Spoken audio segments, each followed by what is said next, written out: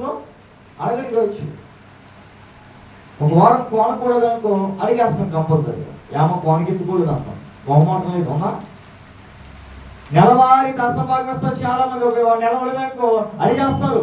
ఒక వారం ప్రార్థనకి రాలేదంటే నువ్వు ఎందుకు ప్రార్థనకి రాలేదు అడుగుతారా? అడగడు. దేవుడు అడుగుతున్నాడు.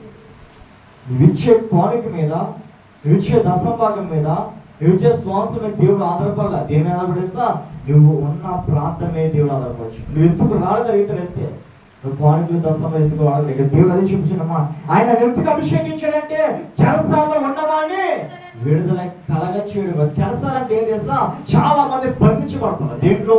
సమస్యల్లో, కష్టాల్లో, బాధల్లో, ఇబ్బందుల్లో, శోధనలో, కుటుంబ సమస్యల్లో పడిపోయి ఆవేదన చెంది సమస్యలో తెలుకోలేక ఏ మార్గం తెలియక భయంగా ఉన్న వారికి దేవుడు అన్నాడు కదా, నేనే సత్యము, నేనే జీవము, నేనే మార్గము అని దేవుడు చూపించాడన్నమాట. అప్పుడు బాధలో పడిపోయి సమస్యల్లో పడిపోయి చావే బ్రతికిన చాలా మంది బ్రతికినారు. బ్రతకరా? వారికి దేవుడు అంటున్నాడే, వెలుగునిచ్చే దేవుడు నీకు తోడినంత వరకు నువ్వు దేనికి భయపడకు. భయపడచ్చా? దేవుడు మార్గం చూపిస్తాడు. ప్రార్థించు. ప్రభా ఏంటి ప్రభా అంటే చూపిస్తాడు మార్గం దేవుడు నీకు. దావీదు చాలా భయంకరమైన కటాలలో ఉన్నప్పుడు, కష్టాల్లో పడిపోయినప్పుడు, ఆ సౌలు సైన్యంలో చిక్కుపడినప్పుడు ప్రార్థించాడు. దేవుడు ఏం చూపించాడు? మార్గము చూపించాడు. నీకు చూపిస్తాడు. మనుషులకి చేయి చాపవంటే వాళ్ళని చేయి వదిలేస్తాడు. దేవుడు చేపట్టావంటే ఒకవేళ చేయి జారిపోయిన ఆయన చేయి పట్టుకోడా ఆయన వదిలిపెడతాడు.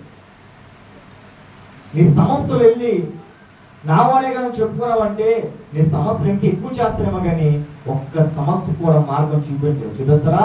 నా దేవుని యెహోవా నీ పక్షాన వ్యాజ్యం ఆడుచున్నాడు, నీ పక్షం నిలబడ్డాడు. ఆయన శత్రువుని పంపు కొరకు దేవుడు హెజ్కేలు ప్రవక్తగా నేను నా శత్రువు ఎద్దకి ఈ ప్రవర్తన పంపించున్నానే, వారిలో ఉన్న పాపము తీసేసి పరిశుద్ధత కలగచేయడం కొరకే నేను అతన్ని పంపించున్నాను అని దేవుడు చెప్పాడు.